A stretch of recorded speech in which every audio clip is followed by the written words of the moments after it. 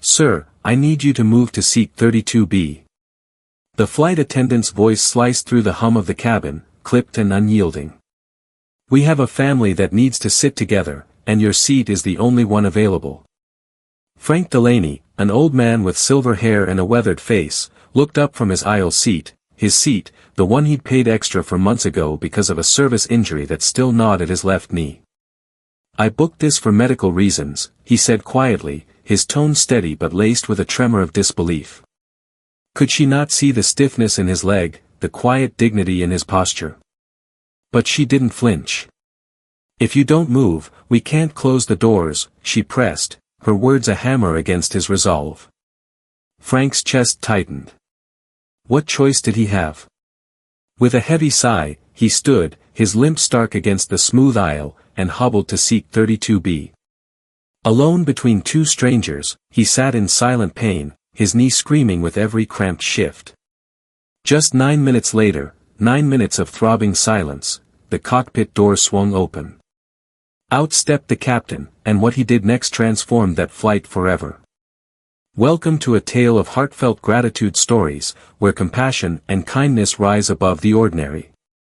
Let's dive into what really unfolded. It was barely 6:30 a.m. when the early boarding call rang out through Terminal C at Denver International Airport. Frank Delaney had been perched at Gate 27 for over an hour, his hands folded like a soldier at rest, his posture rigid with the discipline of a lifetime. At 78, he was a picture of quiet resilience, a soft tan jacket draped over his frame, black slacks crisp despite their age, and worn-out walking shoes that whispered of countless steps. But watch him long enough, and you'd catch it, the subtle limp, the stiff left knee. Not a mark of time, but of war. A scar from a sacrifice most would never understand. Frank had booked this flight 3 months ago, a pilgrimage from Rock Springs, Wyoming, to Annapolis, Maryland. Why? To see his granddaughter graduate from the U.S. Naval Academy, the first in their family to don the uniform since him. Miss it? Not a chance. That's why he'd scraped together extra from his fixed pension for seat 14C, an aisle spot in premium economy. It wasn't indulgence, it was survival. The legroom meant relief for his battered knee, a small mercy for the 5-hour journey ahead. He'd boarded early, no fuss, no fanfare, just a murmured "thank you" to the gate agent as he gripped the jet bridge rail with a steady hand. Reaching his seat, he eased himself down, stowing his small duffel beneath the seat ahead. For a fleeting moment, he exhaled, relief washing over him like a rare gift. But then, chaos stirred. 3 rows up, a passenger flagged down a flight attendant. Kayla, her uniform sharp and her smile rehearsed, leaned in, tapped her tablet, and frowned. Then her eyes locked on Frank. "Excuse me, sir," she said, her voice soft but edged with authority. "Are you in 14C? Frank nodded once. "Yes, ma'am." She crouched slightly, her smile unwavering. "We have a family separated during booking, a mother with 2 young kids, scattered across 3 rows. Your seat, with the 2 beside it, is the only block where they can sit together." Frank's brow creased. "This is my assigned seat. I booked it early because of a service-connected knee injury." Did she hear him? Did it matter? Kayla paused, but her smile held firm. "I understand, sir. We really appreciate your cooperation. It's just for this flight." Frank leaned back, the silence stretching thin between them. He wasn't here to argue, but this seat, he'd chosen it, paid for it, needed it. 5 hours and anything else? Torture. He glanced forward. The mother stood in the aisle, a toddler in her arms, 2 kids fidgeting nearby. Then he looked at his hands, scarred, steady, trembling just a touch. "What's the alternative?" he asked, his voice a whisper of resignation. Kayla tapped her screen. "We can offer you seat 32B. Further back. Middle row." Frank blinked. "A middle seat?" "Yes, sir. It's the only one left." The words sank in like stones. Seat 32B, no legroom, no space, trapped between strangers near the lavatories where the air hung heavy and the turbulence rattled hardest. He knew the drill. "I'm sorry, ma'am," he said, firm but calm. "I really can't sit back there. My leg won't make it." Her smile thinned. "I do understand, sir, but we need to seat this family together. If you don't move, we may not depart on time." There it was, the guilt trip. Frank's gaze flicked around. Eyes were on him now, passengers watching, judging. An old man holding up a family? How dare he?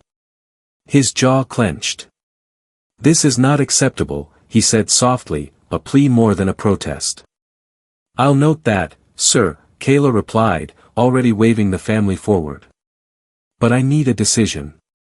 A long breath escaped him. Then, slowly, he unbuckled his seatbelt, gripping the headrest as he rose. "Name's Frank Delaney, Staff Sergeant, United States Marine Corps, retired," he said, his voice low but ironclad. "I'd like it noted I gave up a medically necessary seat under pressure." Kayla nodded, unfazed, as the family shuffled past. The toddler grinned up at him, and Frank offered a gentle nod, no anger, just quiet surrender. Seat 32B was a nightmare. Tight, suffocating, wedged between a college kid blasting headphones and a businessman staking claim to the armrest. The overhead light flickered, broken, casting a dim gloom. The air reeked of stale coffee and sanitizer. Frank lowered himself, wincing as his knee bent too far, the pain a sharp stab.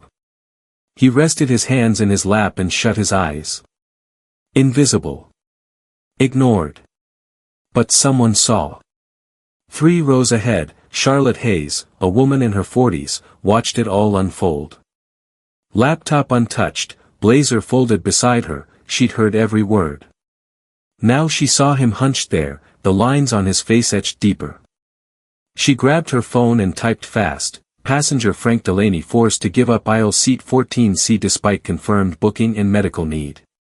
Now in 32B, flight 306. Crew dismissive. Please escalate." She sent it to a friend in airline customer relations, her heart pounding. Could this right a wrong? In 32B, Frank sat still, his knee a pulsing ache. The college kid's music bled through, the businessman's elbow jabbed. No one spoke. No one cared. He wasn't mad, just exhausted. Hadn't he earned better than this? Charlotte watched, her eyes tracing his hands, thick knuckles, one finger crooked from an old wound. They were tense, holding a lifetime of silent burden. The crew passed by, no apologies, no glances, just routine checks and gone. Her phone buzzed, received. Forwarding to ops. Unacceptable. Will notify cabin if escalated. A flicker of hope. The doors thudded shut, the safety video droned on. Frank closed his eyes, lost in the engine's hum, memories of jungle boots, a comrade's cry, the blast that took his knee. He shifted, grimaced, endured. Then, a jolt. The cockpit door opened, and Captain David Miller emerged, former Air Force, 23 years of service, a figure of steel resolve. The cabin hushed as he strode forward, stopping at row 32. Frank looked up, startled. The captain saluted, crisp, reverent. "Staff Sergeant Frank Delaney," he said, his voice ringing clear. "On behalf of Transcontinental Airlines, and as a fellow serviceman, I offer you my deepest apologies." Frank's breath caught. What was this? "You should not have been asked to move," the captain declared. "It was an error, and we're making it right." Whispers rippled through the plane. "Miss Kayla Bennett," he called. Kayla rushed forward, pale. "Escort Staff Sergeant Delaney to seat 1A, now." She stammered, "But first class, if it's taken, ask for a volunteer," he cut in. "If no one steps up, tell them the captain requests it for a decorated combat veteran." Frank stood, shaky but proud, as passengers gaped. Some clapped, softly at first, then louder. In seat 1A, he sank into comfort, seen at last. A young man stood mid-cabin, voice trembling, "You saved my life, Staff Sergeant." The air thickened with awe. Captain Miller took the intercom. "Today, we failed. But we don't leave our own behind, not in war, not here." Applause erupted, warm and real. In Annapolis, Frank's granddaughter ran to him, tears in her eyes. "Your knee," she cried. "I've had worse," he grinned, heart soaring. Later, letters came, an airline apology, free flights for life, a note from a general Frank had pulled from a burning wreck in Vietnam. "You were never invisible," it read. And as Frank held it, he knew, honor might wait, but it never fades. Imagine Frank Delaney, a man carved by time and service, starting to rise from his cramped seat, 32B, a spot he'd chosen for his aching leg, but Captain David Miller's hand shot up, steady and sure. "Please, let us correct this." David insisted, his voice thick with conviction. "We owe you that much, Staff Sergeant."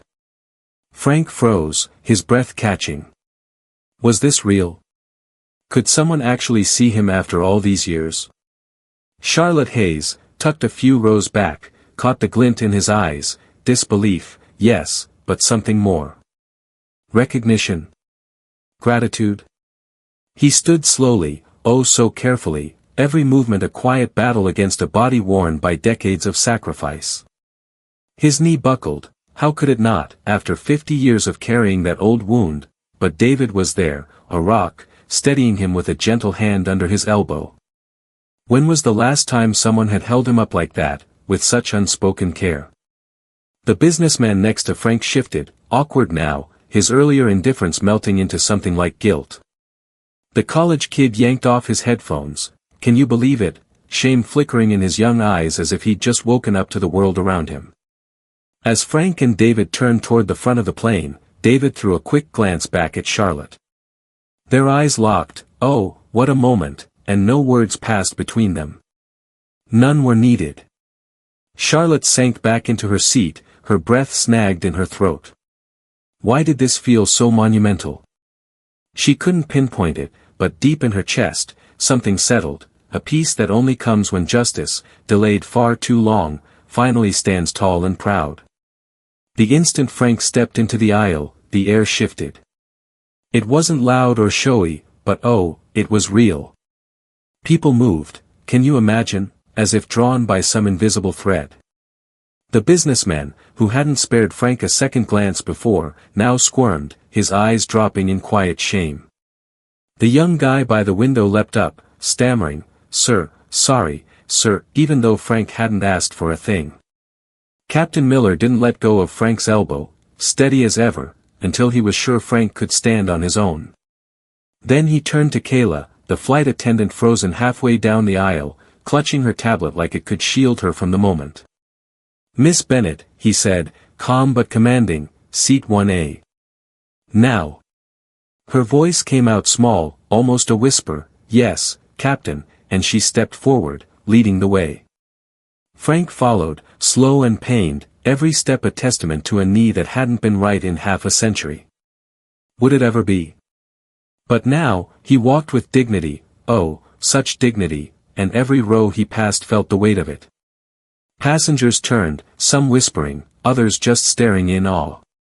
And one man, middle-aged, a bald cap resting on his knee, reached up and pressed an open palm to his chest.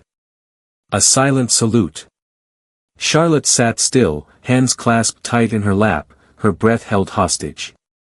She didn't grab her phone, no, not this time.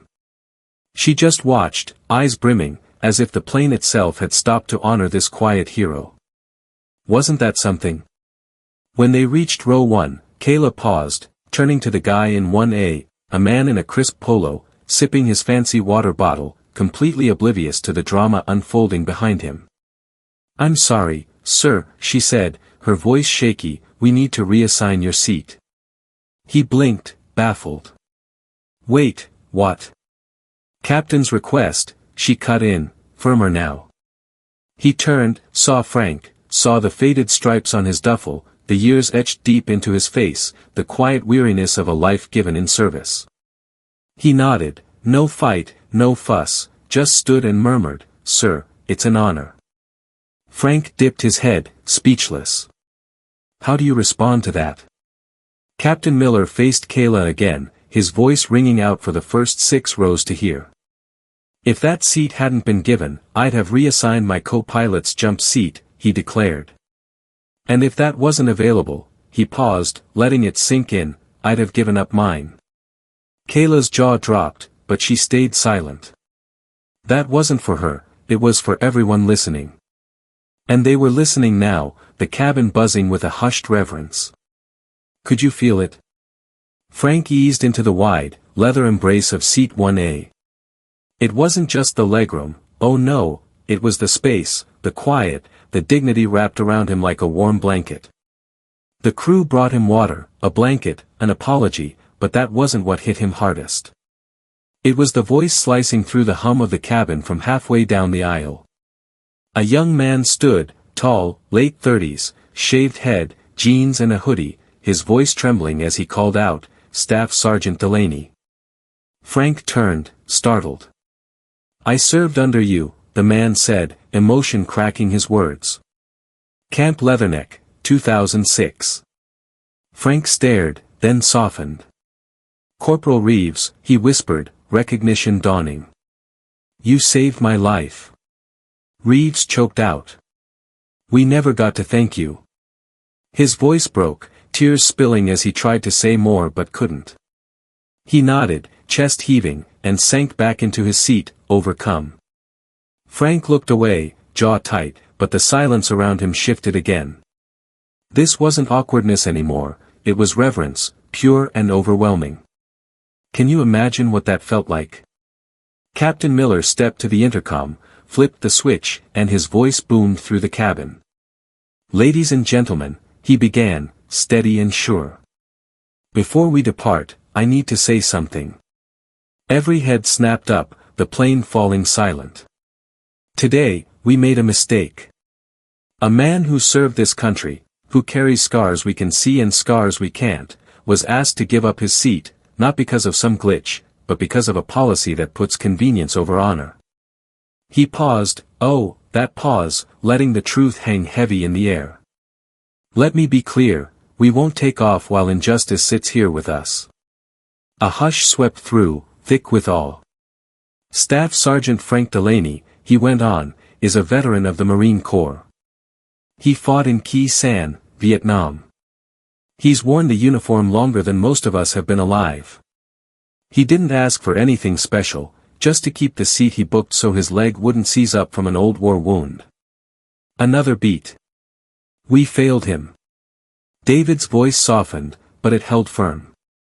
"But we don't leave our own behind, not in battle, not up here at 30,000 feet. He glanced down the aisle, toward Charlotte, toward Reeves still weeping silently, toward passengers who'd once ignored Frank but now sat taller, eyes wide with respect. "And if that means we're 10 minutes late, I'll take every second of that delay with pride." He clicked off the mic and the cabin erupted, softly at first, then growing, applause rippling row by row like a wave of gratitude. Frank sat still, silent, finally seen. Charlotte brushed a tear from her eye. Had she ever believed in honor this much before? The plane touched down in Annapolis just after noon, the wheels kissing the runway with a gentle hum, sunlight spilling through the windows like a soft promise. Passengers rustled, gathering their things, but Frank stayed put in 1A, hands calm on his knees. Why rush now? For once, he wasn't invisible. The crew thanked him at the door, not rote, but real, and when Charlotte passed him in the jet bridge, she touched his shoulder and whispered, "You reminded us all who we're meant to be." His granddaughter waited by baggage claim, her midshipman uniform crisp, clutching a sign, "Welcome, Grandpa Frank." When she spotted him limping toward her, she dropped it and ran, oh, how she ran, crashing into him with a hug that could have toppled a weaker man. "Your knee," she gasped, pulling back. "I've had worse," he grinned, and that smile lit up his whole face, brighter than it had been in years. They talked for hours that afternoon, her studies, her ship, her future. She asked about the flight, puzzled by the buzzing texts and alerts. "I had a bad seat," he said simply, and someone stood up. She nodded, but later, watching the video of Captain Miller's speech online, she cried, big, messy tears, and hugged him again, clinging tight. The next week, a letter came from Transcontinental Airlines, an apology, a refund, and a card proclaiming him a lifetime guest of honor. No codes, no fees, just a promise to take him wherever he wanted. He folded it neatly, set it by the flag in his study, and stayed quiet.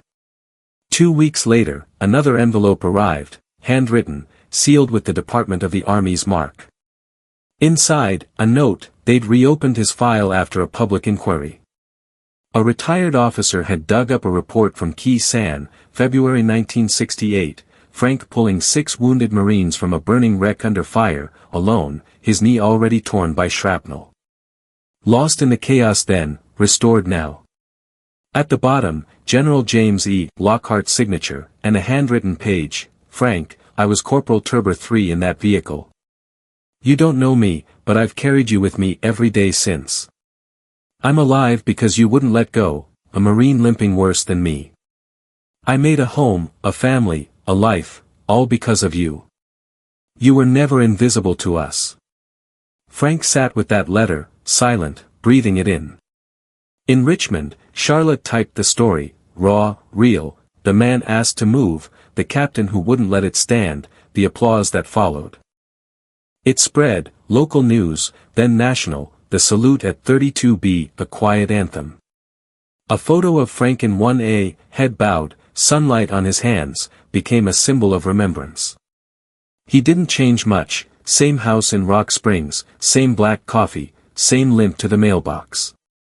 But he walked taller now, didn't shy from strangers, and at dusk, watching the sun sink, he smiled, not pride, but peace. He'd been seen. Not every sacrifice gets a medal. Not every fight ends with fanfare. But one voice saying, "We remember," can turn a seat into something sacred, a reclaiming of dignity, honor, home. Kindness slips through the cracks of our darkest days, often unnoticed. Some just want to know someone's not hurting today, and that can change everything. Forget this story, and history quiets forever.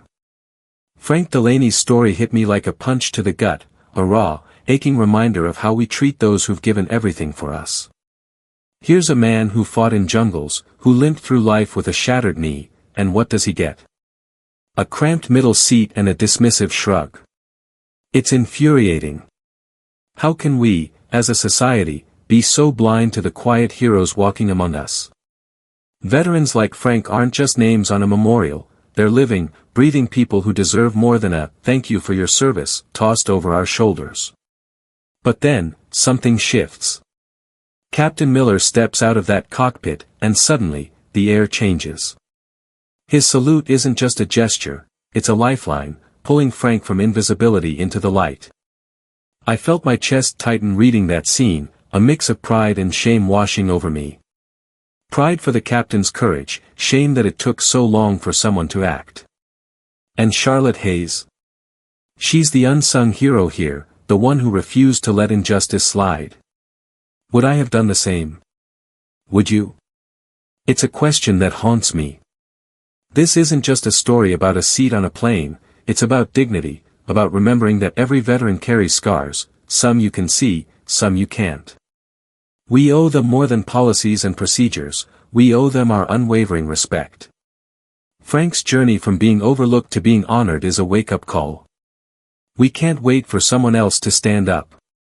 It's on us, every single one of us, to say, "We see you. We remember."